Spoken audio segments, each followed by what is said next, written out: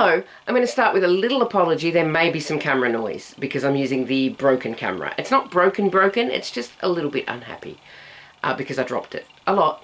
So I did try a different camera on Saturday when I was doing the mystery box unboxing, and that's all fine and good, but the viewfinder turns off after about 30 seconds, which is fine, but also I hold up a lot of stuff in front of the camera and I like to make sure that I'm vaguely in shot.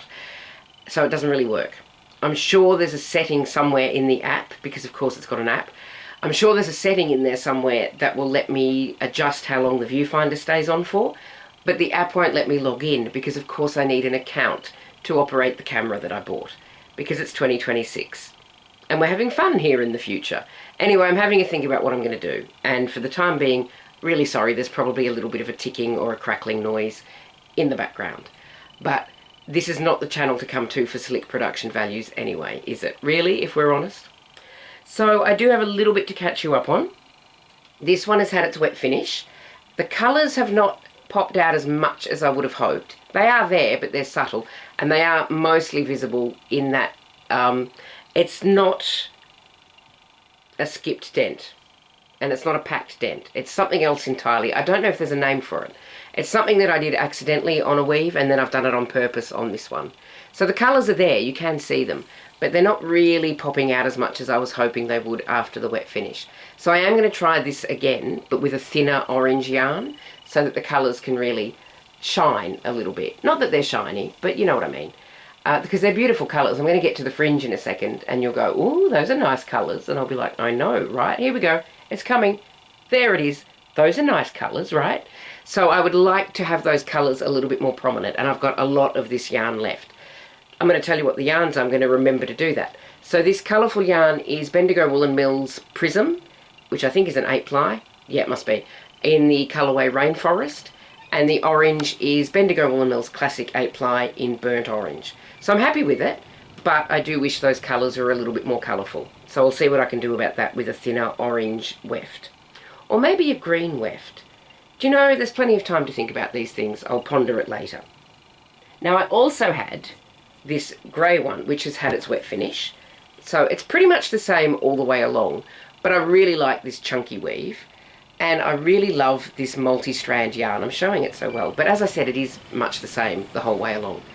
So it's that chunky wool with the multi-strand from Ice Yarns. I can't give you any information about either of those yarns. I do know that the multi-strand, that was probably a small branch hitting the roof, it's fine.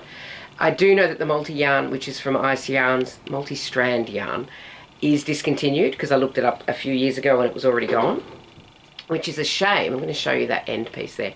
I've got a few balls of this in different colours. I've got a black and blue, and I think I've got a dark green and light green. I'll hold that up so you can look at it while I talk at you.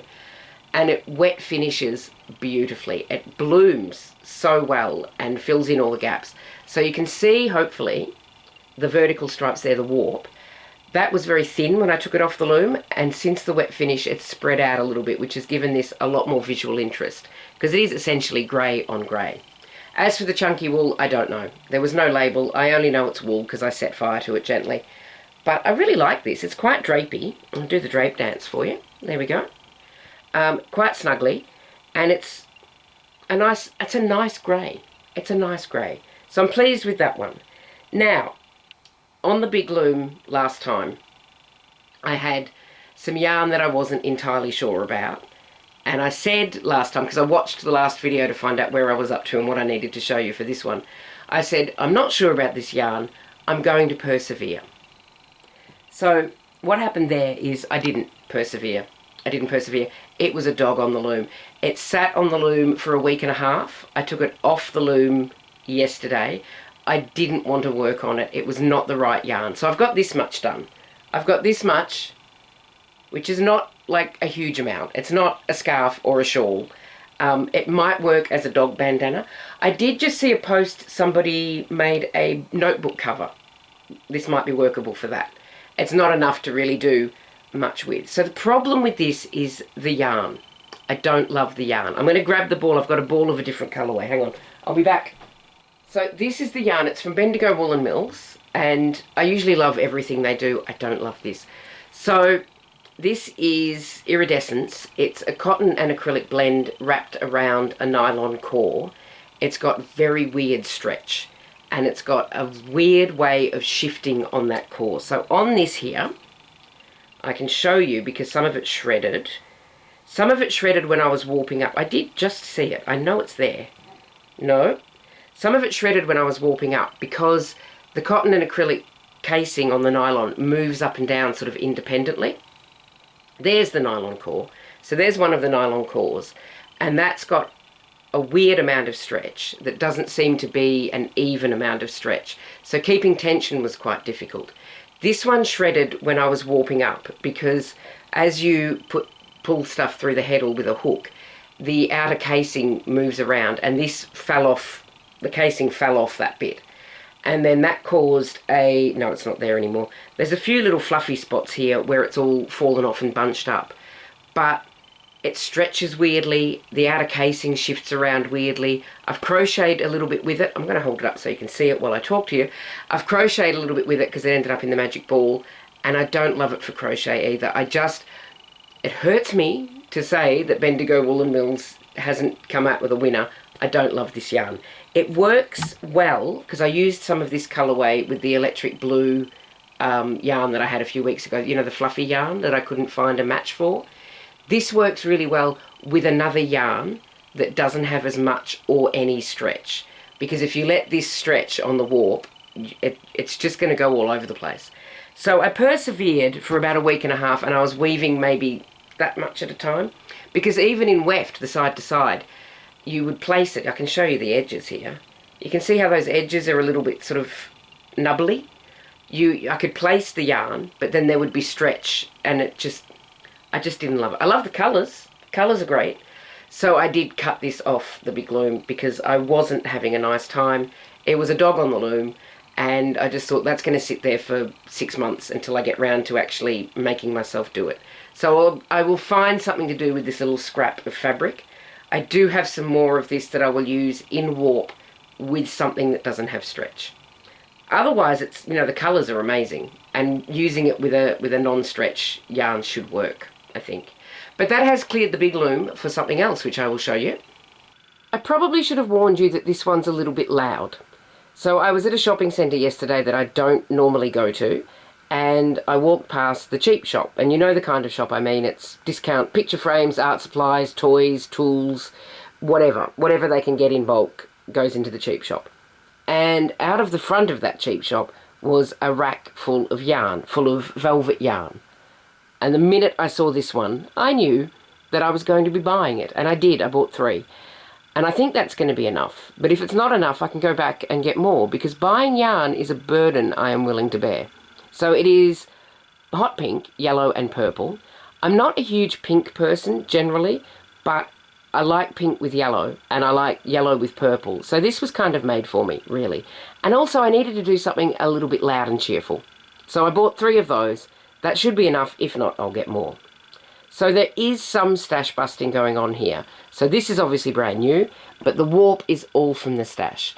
This purple, I don't know where it came from. I don't know how old it is.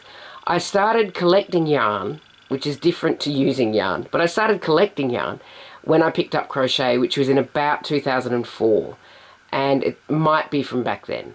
I don't know. It's a dark purple. It's a wool and acrylic blend, and I know that because I set fire to it gently, and it gave me the smell of burning wool, but it gave me the melted effect of acrylic.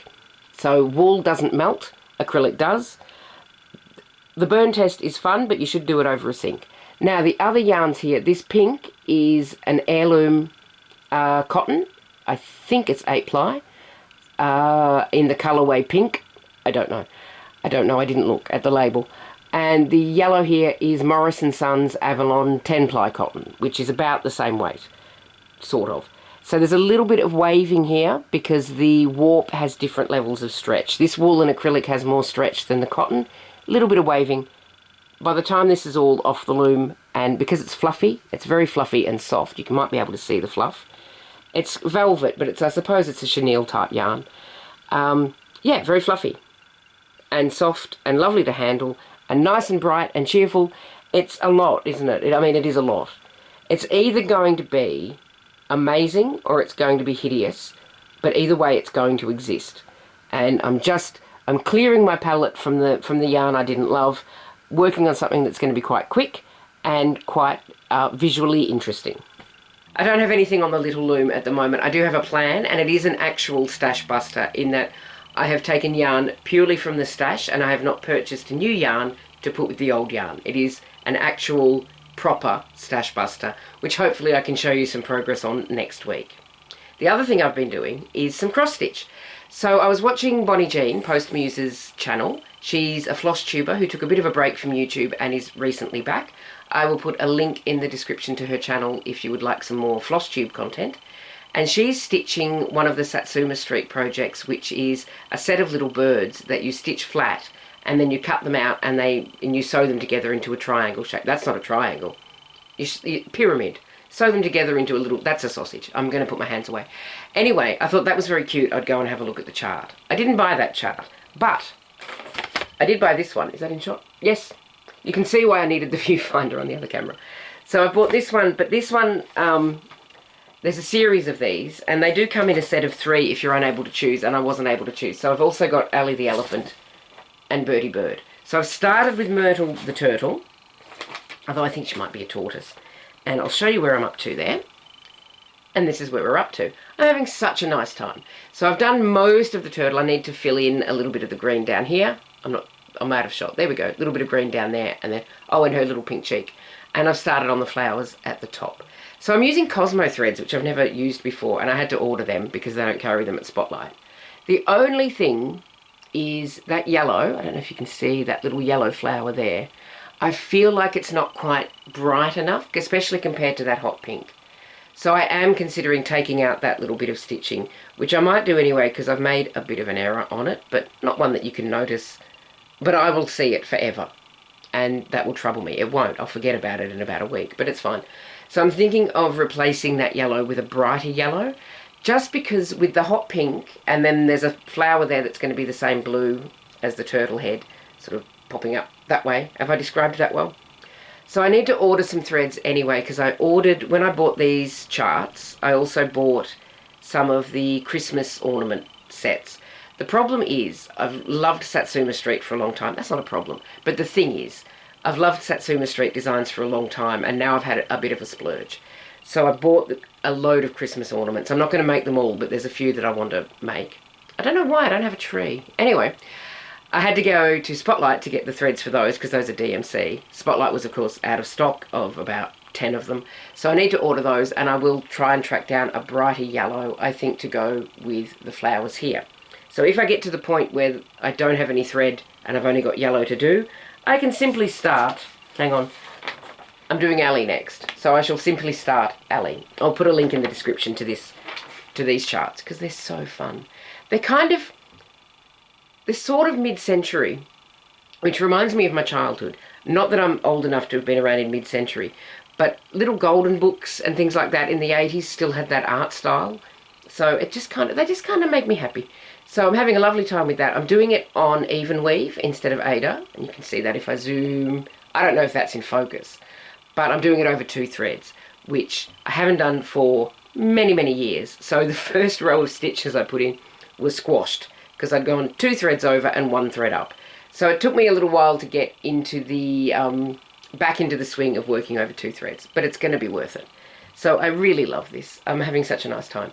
And I've already done all of the back stitch. So this is not going to have to wait for 6 months while I do the back stitch. All of the back stitch is done. It's right there. That is all I have for you this week. Hopefully next week I will have more progress on Myrtle. I will have something on the little loom. Forgot the words little and loom. And the thing on the big loom should be off the big loom unless I've run out of yarn. But that's a problem for me to worry about possibly next Monday. You take care of yourself. Have a lovely rest of your week, and I will see you next time. Bye for now.